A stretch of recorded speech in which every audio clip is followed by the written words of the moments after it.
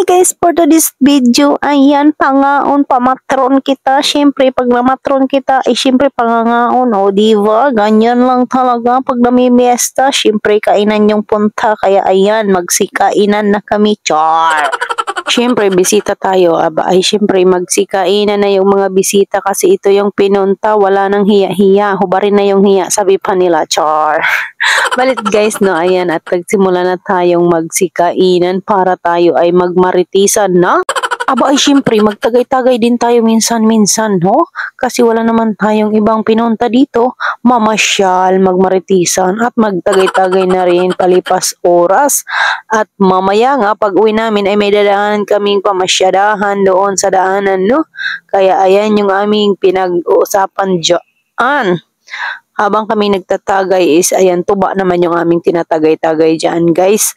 At saka, tawang-tawa talaga ako kay Sir Lala kasi nasilip niya talaga yung aking camera at nagpapakyut pa talaga siya.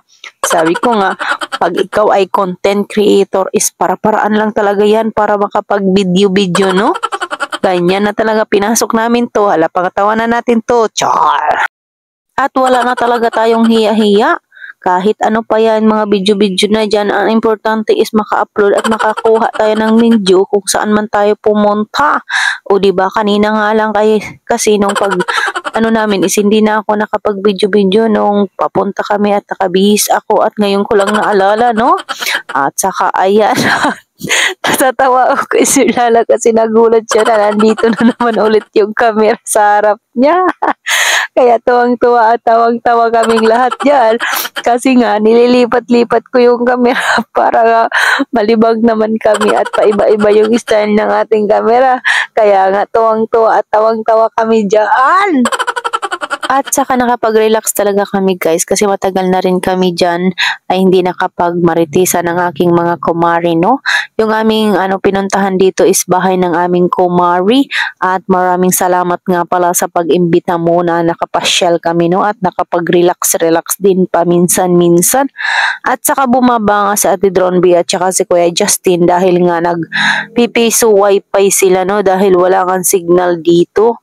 Kasi yung libangan lang naman dito is yung internet. Kaso nga mahina yung internet at saka umulan daw doon sa, ewan ko saan ba umulan yun, pero dito is napakainit at napakaalindangay, no? Hindi masyadong umulan dito guys, kaya na napakainit talaga.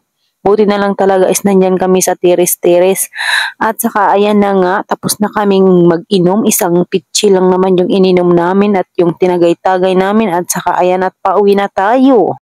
Ayan, at pauwi na tayo guys at nagrenta lang pala kami ng sidecar na motor dahil yung motor namin is hindi kakayanin papunta dito dahil nga yung daan dito guys is pasag ka siya.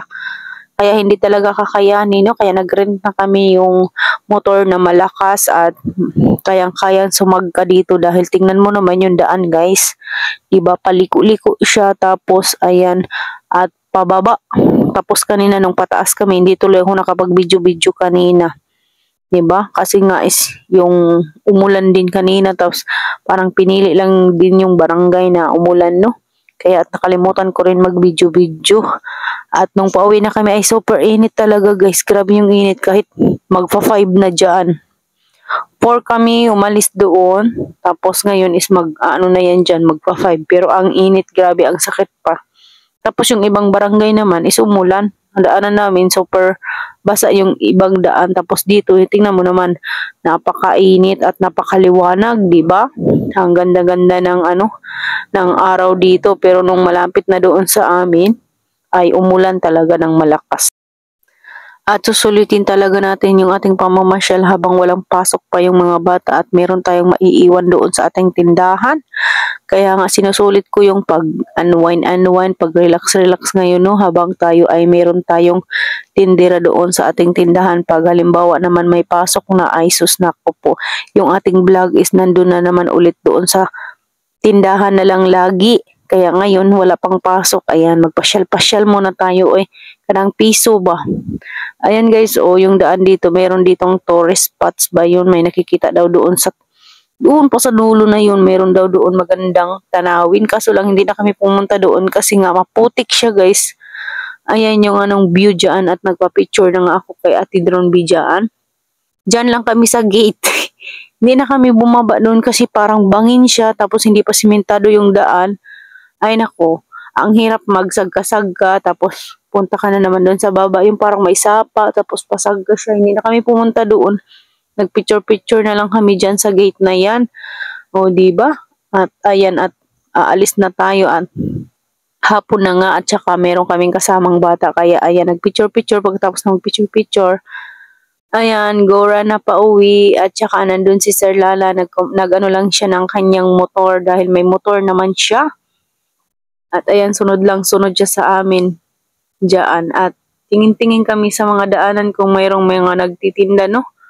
Kaso lang is walang may nagtitinda kaya alan, go, go, go pa rin kami, no? Isang oras yung biyahe namin, guys. Pero parang ang bilis lang. Kasi nga, pababa na kami, no? Ayan. Nandun si Sir Lala, sunod sa amin.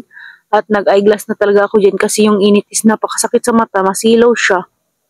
O diba? At na-enjoy talaga kami ngayong araw na ito kahit sandali lang. Mga 4 hours or 5 hours lang yung aming stay doon sa Bagakay, no? Sa Bagakay nga pala kami na miesta at ang ganda ng view dito. Ayan.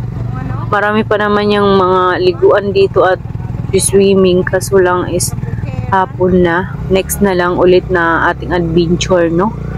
Next naman yung ating pag-adventure is sa dagat naman yung gusto namin pupuntahan ng aking mga kumarites. So hanggang dito na lang, babu!